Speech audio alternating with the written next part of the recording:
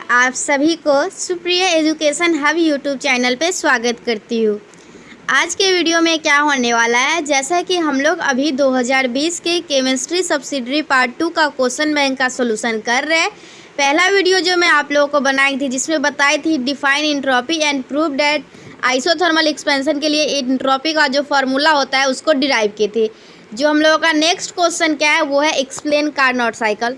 तो देखिए Carnot cycle क्या होता है ये समझिए। सबसे पहले ये जो कंसेप्ट है कार्नोट साइकिल का वो 1824 में साडी कार्नोट के द्वारा दिया गया। ओके, कार्नोट साइकिल के बारे में एक दो लाइन जान लीजिए, फिर हम लोग इसके ग्राफ को अच्छे से समझेंगे और डिटेल में पढ़ेंगे। ओके, तो this concept was given by a French engineer Sadi Carnot in 1824।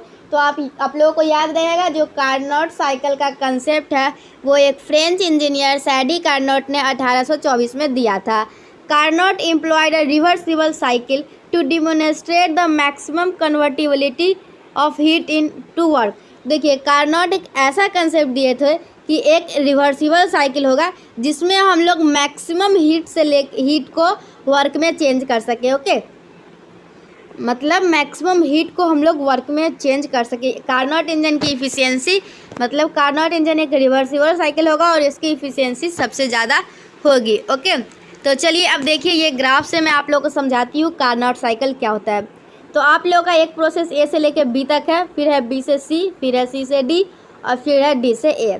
और इसका यहाँ पे प्रेशर वॉल्यूम क्या है P1 V1, इसका है P2 V2 और इसका है P3 V3 और इसका है P4 V4। तो ये जो पहला है ना, पहला प्रोसेस ये होता है आप लोगों का आइसोथर्मल एक्सपेंशन, दूसरा जो है ये होता है एडियाबैटिक एक्सपेंशन और तीसरा जो है ये होता है आइसोथर्मल कंप्रेशन और चौथा क्या होता है एडियाबैटिक कंप्रेशन। तो सबसे पहले याद रखिए आप लोग कार्नोट साइकिल में 4 प्रोसेस होते हैं। पहला प्रोसेस होता है हम लोग का आइसोथर्मल एक्सपेंशन, दूसरा होता है एडियाबैटिक एक्सपेंशन, तीसरा होता है आइसोथर्मल कंप्रेशन और चौथा क्या होता है एडियाबैटिक कंप्रेशन। ओके, याद रहेगा आप लोगों को। चलिए अब हम लोग क्या करेंगे, ये जो चारों मैं प्रोसेस बताई हूँ ये चारों प्रोसेस को हम लोग एक्सप्लेन करेंगे। ओके, तो सबसे पहले क्या होता है आइसोथर्मल एक्सपेंशन। तो आइसोथर्मल एक्सपेंशन में क्या होता है, the gas is allowed to expand reversibly and isothermally at the temperature T2 so that volume increases from V1 से V2। तो समझिए क्या है, जब हम लोगों को गैस को आइसोथर्मली एक्सपेंड करने के लिए अलाउ करते हैं तो टेम्परेचर T2 पे वॉल्यूम जो है ना वो बढ़ता है। वॉल्यूम क्या V1 से लेके V2 वॉल्यूम बढ़ता है। देखिए आप लोग को ग्राफ में समझ में आ रहा होगा, जब हम लोग किसी भी गैस को the gas is allowed to expand reversibly and isothermally at temperature T2 then volume increases from V1 से V2। ओके, V1 से V2 वॉल्यूम बढ़ता है। और आप सभी को पता होगा जो आइसोथर्मल एक्सपेंशन होता है ना उसमें टेम्परेचर क्या होता है कांस्टेंट होता है। ओके, आइसोथर्मल एक्सपेंशन में टेम्परेचर कांस्टेंट है और अगर टेम्परेचर कांस्टेंट होता है तो इंटरनल एनर्जी क्या होती है, अगर टेम्परेचर कांस्टेंट है तो इंटरनल एनर्जी 0 होती है। ओके, ऐसे आप लोग जान सकते हैं इससे भी डेल्टा यू का फॉर्मूला जो होता है ना वो होता है NCV डेल्टा T और टेम्परेचर कांस्टेंट है। ओके, मतलब टेम्परेचर में कोई परिवर्तन नहीं हुआ मतलब 0 है तो डेल्टा यू हम लोग का क्या आ जाएगा 0। जो इंटरनल एनर्जी होती है वो सिर्फ और सिर्फ टेम्परेचर पे डिपेंड करती है। टेम्परेचर चेंज नहीं हुआ है तो मतलब इसका इंटरनल एनर्जी 0 होगा। ओके, और हम लोग फर्स्ट लॉ ऑफ थर्मोडायनेमिक्स जानते हैं, क्या जानते हैं, फर्स्ट लॉ ऑफ थर्मोडायनेमिक्स बोलता है जो इंटरनल एनर्जी होती है वो हीट प्लस वर्क के बराबर होती है। और डेल्टा यू क्या है, यहाँ पे डेल्टा यू 0 है क्योंकि ये एक आइसोथर्मल प्रोसेस है। ओके, पहला प्रोसेस जो होता है वो एक आइसोथर्मल एक्सपेंशन है तो ये 0 हो जाएगा तो Q plus W equal to 0। तो यहाँ से क्या आ जाएगा Q equal to minus W। तो that means heat absorbed is equal to the work done by the system on surrounding. Okay, इसका क्या मतलब हुआ, हीट एब्जॉर्ब जो होगा वो बराबर होगा किसके, work done by the system on surrounding. चलिए तो हम लोग क्या मान लिए कि let Q2 be the heat absorb by the system at temperature T2। Okay, heat absorb जो होगा ना वो किसके बराबर होगा, हीट एब्जॉर्ब बराबर होगा work done by the system on the surrounding. तो वही हम लोग लिख लिए Q2 जो है वो heat absorb by the system है एट टेम्परेचर T2 पे एंड W1 जो है ये work done by the system है ऑन द सराउंडिंग में। तो यहाँ से हम लोग का क्या आ जाएगा Q2 equal to minus W1 और W1 का फॉर्मूला क्या होता है RT2 ln V2/V1। तो यहाँ से हम लोग का क्या आ गया, इक्वेशन 1 आ गया। यहाँ तक आप लोगों को कोई समस्या परेशानी नहीं हुई होगी। थोड़ा सा मैं आप लोगों को एक्सप्लेन कर देती हूँ। हम लोग अभी पढ़ रहे हैं कार्नोट साइकिल, जो कि एक फ्रेंच इंजीनियर साडी कार्नोट के द्वारा 1824 में दिया गया। कार्नोट जो थे ना, वो क्या किए, वो एक रिवर्सिबल साइकिल लिए और उसको वो क्या किए, यहाँ पे पढ़िए क्या किए, और उसको इस प्रकार से मतलब कि कार्नोट साइकिल जो बनाया ना, वो डिमोन्स्ट्रेट करने के लिए कि मैक्सिमम हीट को वर्क में बदला जा सकता है, इस टाइप से इसका वो बनाए। तो उसके बाद ये 4 प्रोसेस में हुआ हम लोग का कार्नोट साइकिल। पहला प्रोसेस क्या था, आइसोथर्मल एक्सपेंशन, दूसरा क्या था, एडियाबैटिक एक्सपेंशन, तीसरा था आइसोथर्मल कंप्रेशन और चौथा था एडियाबैटिक कंप्रेशन। आइसोथर्मल एक्सपेंशन में क्या होता है, बस आप लोगों को इतना याद रखना है, आइसोथर्मल एक्सपेंशन में जब हम कोई भी गैस को रिवर्सिबली और आइसोथर्मली एक्सपेंड करते हैं एट टेम्परेचर T2 पे, तो वॉल्यूम जो होता है वो हम लोगों का क्या करता है, इंक्रीज करता है V1 से लेकर V2 तक। ओके, और हम लोग का क्या होता है, हम लोग डेल्टा यू जो होगा, डेल्टा यू यहाँ पे ये एक आइसोथर्मल प्रोसेस है। आइसोथर्मल प्रोसेस कहने का मतलब है इसका टेम्परेचर कांस्टेंट होगा। अगर टेम्परेचर कांस्टेंट है तो इसमें चेंज इन इंटरनल एनर्जी जो होगा वो 0 होगा। और फर्स्ट लॉ ऑफ थर्मोडायनेमिक्स हम लोग का क्या बोलता है, फर्स्ट लॉ ऑफ थर्मोडायनेमिक्स बोलता है delta U equal to Q plus W. तो डेल्टा यू हम लोग का यहाँ से 0 आ गया, तो Q equal to minus W आ गया। यहाँ से हम लोग को क्या पता चल रहा है, that means heat absorbed is equal to the work done by the system on the surrounding. तो मान लेंगे हम लोग क्या, heat absorb by the system जो है, हीट एब्जॉर्ब जो है वो Q2 है एंड W1 जो है क्या है, work is done by the system on the surrounding. और यहाँ से हम लोग का क्या आ जाएगा, Q1 equal to minus W1, और W1 का फॉर्मूला क्या होता है, minus RT upon log V1/V2। मतलब जो भी हम लोगों का वॉल्यूम होगा तो वही वॉल्यूम लिखेंगे। ओके, तो हम लोग यहाँ से क्या आया, RT2 और ln V2/V1। तो ये आप लोग को अच्छे से याद रहेगा। चलिए अब हम लोग दूसरे प्रोसेस में जाएंगे, जो कि दूसरा प्रोसेस क्या है हम लोग का, एडियाबैटिक एक्सपेंशन। तो एडियाबैटिक एक्सपेंशन में क्या होता है, the gas is then allowed to expand reversibly and adiabatically. देखिए आइसोथर्मल में क्या था, the gas is allowed to the expand reversibly and isothermally. Adiabatic में क्या हो जाएगा, the gas is allowed to reversibly and adiabatically from volume V2 से लेकर V3 तक। ओके, V2 से लेकर V3 तक। यहाँ पे आप लोग देख सकते हैं ये ग्राफ जो है ना, ये ग्राफ आप लोग को सब कुछ बता देगा। यहाँ V2 से लेकर V3 तक जा रहा है। Okay, the gas is allowed to expand reversibly and adiabatically from the volume V2 से लेकर V3 तक। ओके, तो देखिए क्या है, the gas is then allowed to expand reversibly and adiabatically from volume V2 से V3 सिंस क्या हो जाएगा, work is done by the system adiabatically. Okay, तो इसमें जो वर्क होगा वो क्या होगा, by the system adiabatically. It is not in the position to absorb heat, the temperature of system therefore falls from T2 से लेकर T1 तक। ओके, जब ये वॉल्यूम V2 से लेकर V3 तक एक्सपेंड करता है ना, तो इसका जो टेम्परेचर है ना वो गिरता है कहाँ से कहाँ तक, T2 से लेकर T1 तक। तो फॉर एडियाबैटिक प्रोसेस आप सभी को पता होगा, एडियाबैटिक प्रोसेस में क्या होता है, हम लोग का Q 0 होता है। तो फर्स्ट लॉ ऑफ थर्मोडायनेमिक्स क्या कहता है, delta U equal to Q plus W, और हम लोगों का ये Q 0 हो जाएगा, मतलब delta U equal to W। Since the process involves expansion of the gas, therefore work is done by the system of the surrounding, hence by convention क्या हो जाएगा, अगर work is done by the system हो रहा है तो convention के अनुसार W जो है हम लोग का नेगेटिव हो जाएगा। अगर W नेगेटिव है मतलब delta U equal to minus W। तो नाउ बाय डिफिनीशन, और ये वाला आप नहीं समझते हैं फिर भी कोई बात नहीं है, ये क्या होता है ये समझिए। डेल्टा यू क्या होता है, डेल्टा यू होता है CV डेल्टा T, सभी को पता होता है। CV डेल्टा T मतलब क्या, टेम्परेचर डिफरेंस, मतलब T1 माइनस T2। और ये जो है डेल्टा यू वो किसके बराबर है, माइनस W के, तो इसको माइनस W के बराबर लिख दीजिए।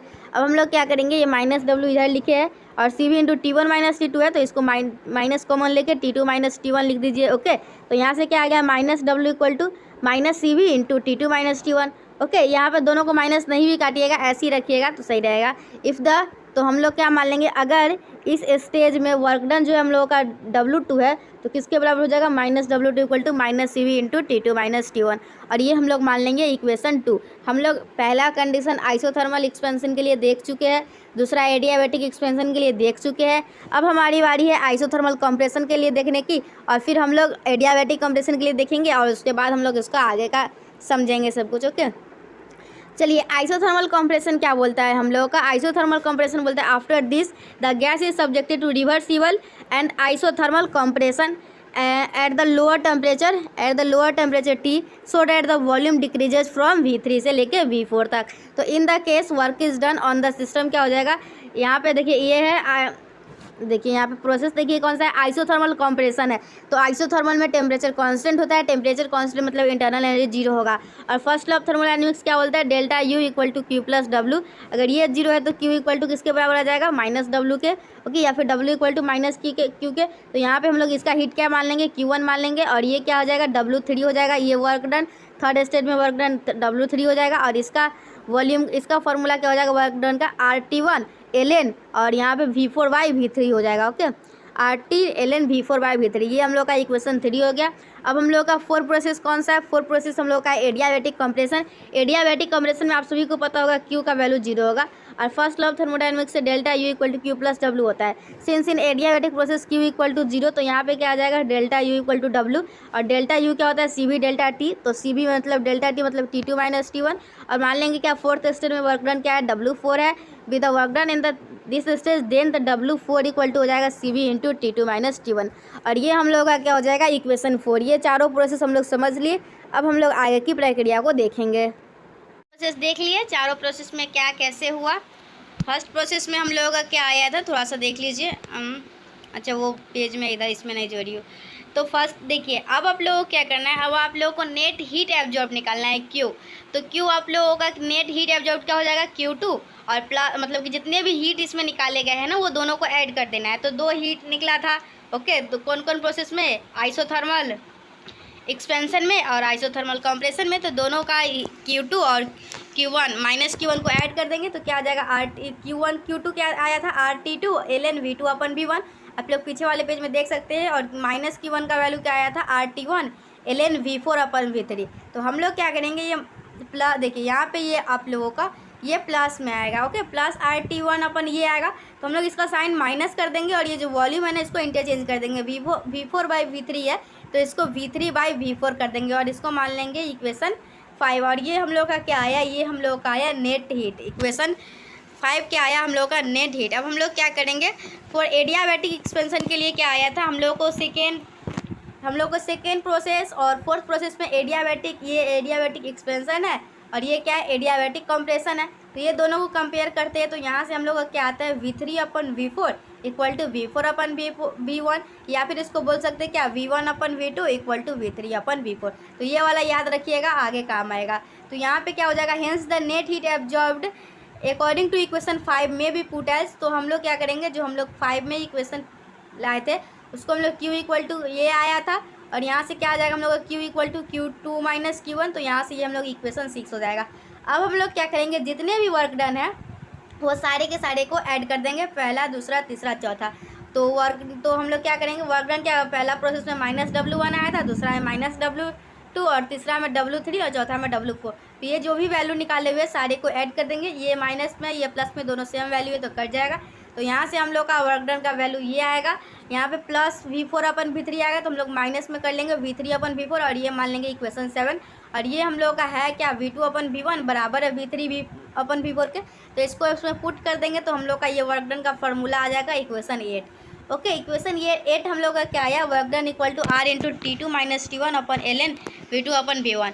ये इक्वेशन 8 आया। और इक्वेशन 1 आप लोग जो आइसोथर्मल एक्सपेंशन में देखे थे वो इक्वेशन 1 में क्या था, Q2 equal to RT2/ln V2/V1। इस दोनों को डिवाइड करेंगे तो हम लोग का वर्क और हीट में रिलेशन आ जाएगा, और हम लोग को वर्क और हीट में ही रिलेशन बताना था। तो W/Q2 जो है वो T2 माइनस T1/T2 के बराबर आ जाएगा। तो work done equal to Q2 into T2 minus T1/T2 आ जाएगा। और ये जो है हम लोग का लेस देन 1 हो जाएगा, मतलब वर्क जो है ना वो लेस देन किसके हो जाएगा, Q2। मतलब आप लोग बोल सकते हैं 100% वर्क को हीट में कन्वर्ट नहीं किया जा सकता है। ओके, तो यही हम लोगों का क्या रहा, कार्नोट साइकिल। कार्नोट साइकिल में क्या पढ़ना था, कार्नोट साइकिल 4 प्रोसेस में होता है।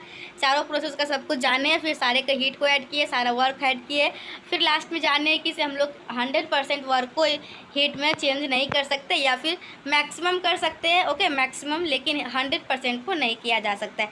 यही हम लोग का था कार्नोट साइकिल। नेक्स्ट वीडियो में हम लोग क्या देखेंगे, देखिए पिछले वीडियो में हम लोग देखे थे एंट्रोपी, जिसमें हम लोग पढ़े थे क्या एंट्रोपी जो है एक मेजर है जिसमें हम लोग क्या पता करते हैं डिसऑर्डर ऑफ ए सिस्टम या फिर energy available to do work. और स्पॉन्टेनियस प्रोसेस के लिए एंट्रोपी हमेशा बढ़ता है।